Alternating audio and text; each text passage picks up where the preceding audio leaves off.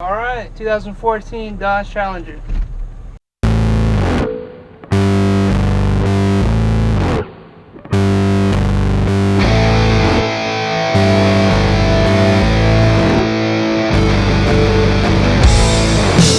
really like what they've done with it. It looks good. It's definitely a more aggressive car. I think it looks better than the other muscle cars on the market. I don't like what they're doing with the Camaro. The Ford looks pretty good. I wish it was a true hatchback. I haven't drove one, but I definitely like what Dodge is doing. It's kind of cool technology.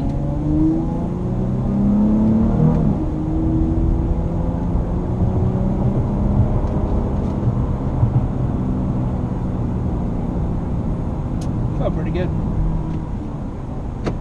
Take it out, manual mode. Definitely sounds good. It's definitely fun to drive. But you know, it drives like a sports car, but it definitely feels big in here. Don't you agree? I agree. There's plenty of leg room. And seats are wide. I feel like the seats are wide. The back seat's big. I feel like you got some leg room. Obviously, it's not a crew cab truck or a full-size SUV, but it still feels pretty big. And I'm noticing this double stitching on the leather, even on the doors. That's very nice.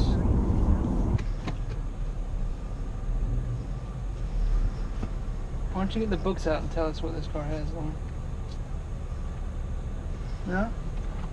I don't like being the owner. You're just talking. Watching out for kids, a lot of kids in the neighborhood. What do you want to know about it? Oh, just read the manual. Read the outside. What does it say? It says 2014 Challenger user guide includes SRT. So this is the 100th anniversary Dodge Challenger. First one was made in 1914. This has the V6, but has everything else the SRT would have, even down to the awesome steering wheel.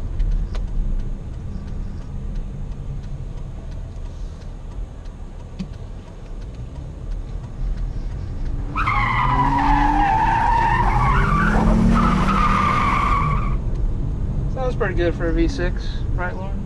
Does sound good. So this has all the features, including remote start, keyless entry, Bluetooth, navigation, no backup camera,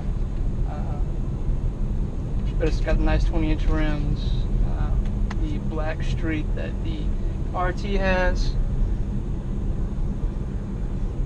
Got these nice leather seats. You can't really see them, but comes with Skylink. You get Skylink free for 2 years, so if anything happens.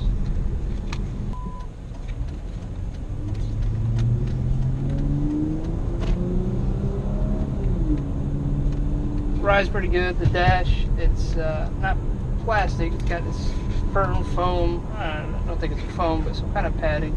It's got heated seats. It's got this cool sport mode that changes the ECU, so you get higher RPMs. Ride's pretty nice, nice and smooth. It's a lot better than my other cars.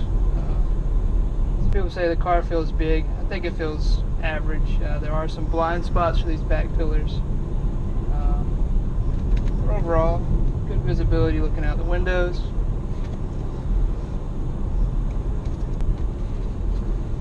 Fuel economy, it gets about 18 in the city, more like 17, 16. It's ready for its 18. On the highway, I've seen it at close to 30. What do you think, Lauren? You like the ride? Does it feel good? It's very smooth. Smooth. Is it sporty? Is it comfortable? It's sporty, it's comfortable, it feels safe, yet fast. Think you could ride 20 hours in this car from Arkansas? I think I could. It has been done. The back seat is big enough where an adult can lay down. Small adult. The trunk's pretty big. I think it'll pass the 4-body test, so you can probably fit 4 grown men back there. It's pretty big. Sunroof. Don't really plan on using it. Not around here anyway. It's too hot, especially this time of year.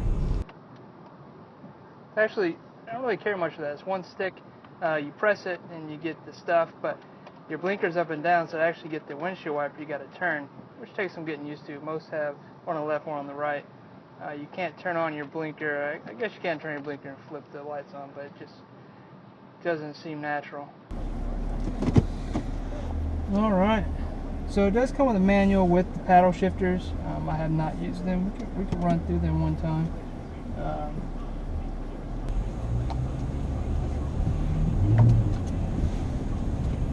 Kind of feel it. I guess it gives you more control over the actual car. Once again, I don't have my seatbelt on, but it's pretty quick. To take it out, I really only found the only way to do it is go back up in neutral. There's no off or anything, so if you accidentally press it, you got to go back into neutral to take it out. Actual horsepower of this V6, it's actually pretty high. I think it's around 306. Nissan and Toyota, they're putting out sports cars with that. I think the Nissan 370Z has 325. The new Infiniti, it's a sedan, of course, but the Q50S has close to 400 horsepower, which is pretty good coming out of V6. So definitely could put more power into this, but I think they're trying to meet that fuel economy.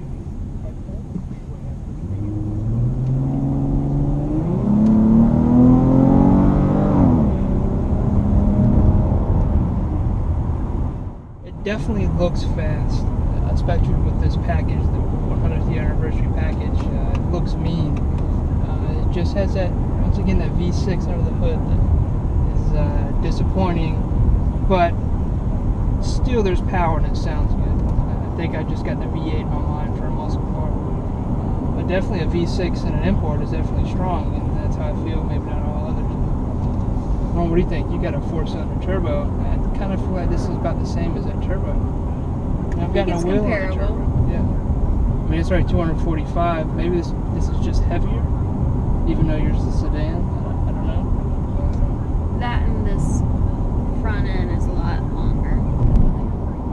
You think so? I think it's a lot longer than mine. Which isn't a bad thing, I'm just saying. That's what she said.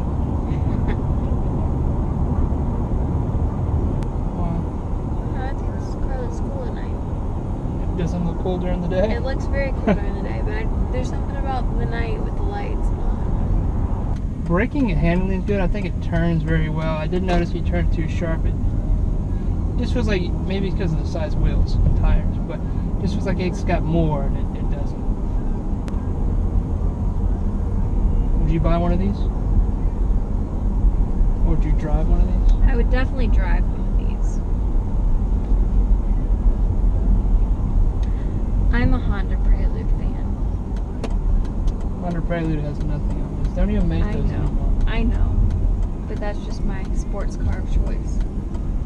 Is it a sports car? I don't think it's a sports car. To actually be a sports car, it needs no back seats. So this doesn't even classify as a sports car. This is a muscle car. Muscle cars had 2 doors and 4 seats, where a Corvette would be a sports car because there's no back seat. The 370Z is a sports car. There's no back seat.